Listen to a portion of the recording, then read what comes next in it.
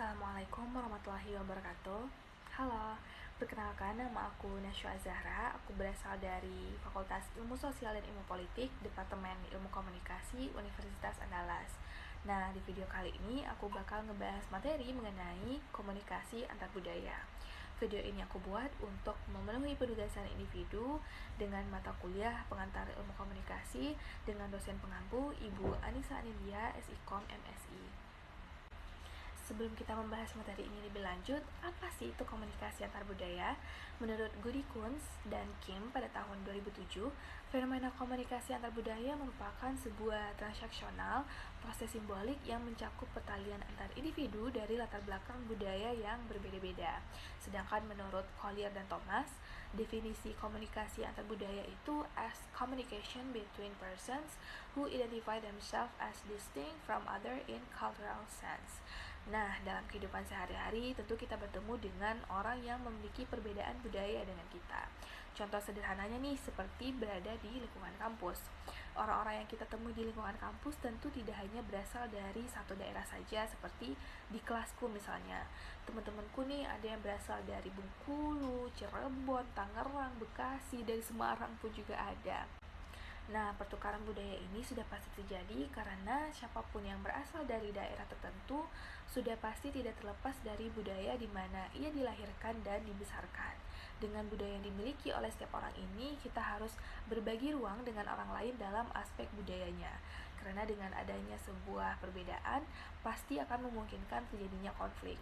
Nah, bagaimana cara kita meredamkan konflik ini? Yaitu dengan cara menyadari bahwa setiap orang memiliki budaya dan setiap orang harus memahami bahwa perbedaan budaya yang dimiliki oleh orang lain tersebut, atau lebih tepatnya sih toleransi ya teman-teman.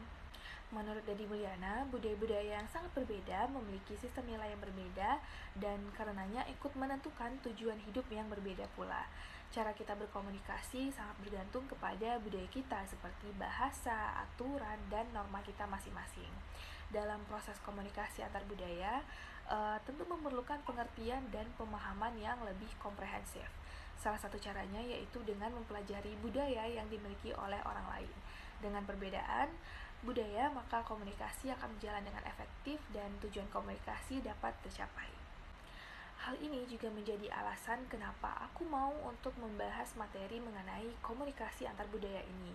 Di sisi aku orangnya suka bersosial dan mudah bergaul terhadap orang baru, tentu aku juga harus memahami bahwa setiap orang memiliki kebudayaan yang berbeda-beda.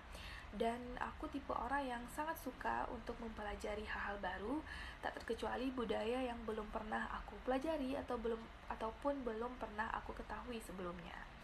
Nah, hal ini juga menjadi landasan aku untuk lebih berhati-hati kepada orang lain sebelum berbicara karena belum tentu topik pembicaraan ataupun kata yang kita lontarkan memiliki aspek pemahaman yang sama terhadap orang lain.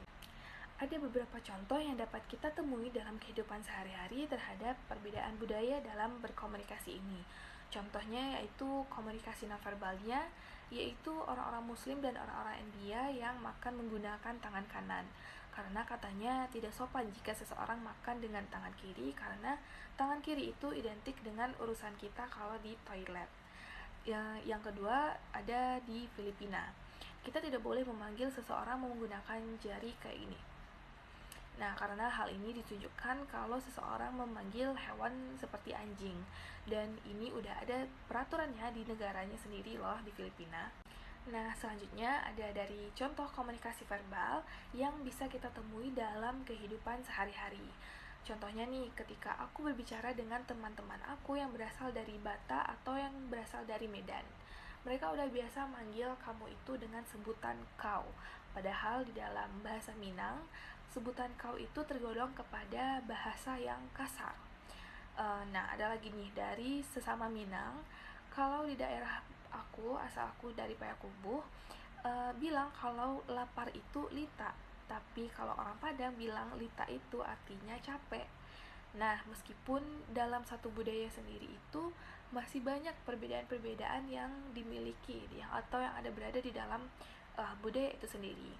Kalau kata pepatah Minang, di mana bumi dipijak, di situ langit dijunjung, yang artinya kita harus menghargai aturan ataupun budaya yang diamalkan di tempat kita berada.